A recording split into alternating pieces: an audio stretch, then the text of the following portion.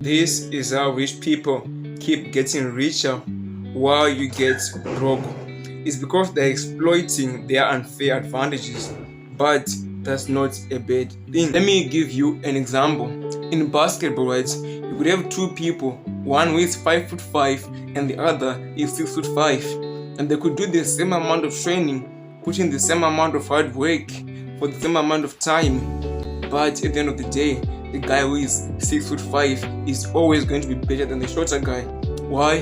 Because he's taller, and that is his unfair advantage. Another good example is the one in football. Ronaldo is taller and Messi is short.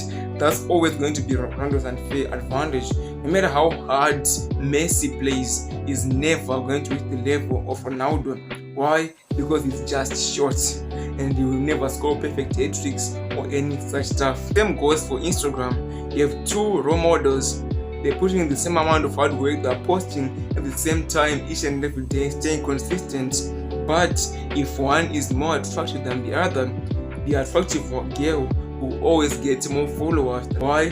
Because she's more attractive. That's the unfair advantage. Before you complain about this, you must realize that we all have these unfair advantages. We just need to learn how to use them best to suit our needs. For example, I always had a big chest by nature. It's not that big, but it's fairly big. If I decide one day after 10 years of training to get into the fitness industry, I'll have more chances of just going viral because people with bigger chests are always liked more. That is my unfair advantage. Now here is a list of unfair advantages.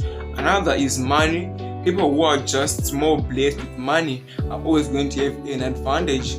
The other one is looks. If you're just more attractive, you have an advantage. Say for girls, more attractive girls always have better chances in the market, the dating market, even more attractive guys. Then we have height, and then we have knowledge.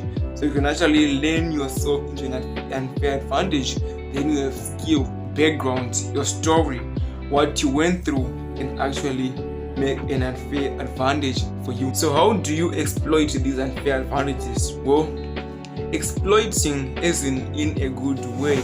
How do you use your unfair advantages to suit you?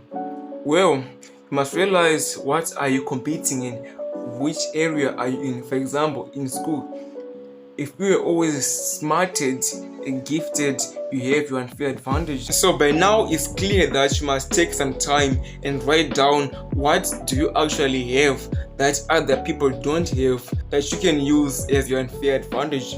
Were you always smart? Were you always tall? Were you always beautiful, handsome?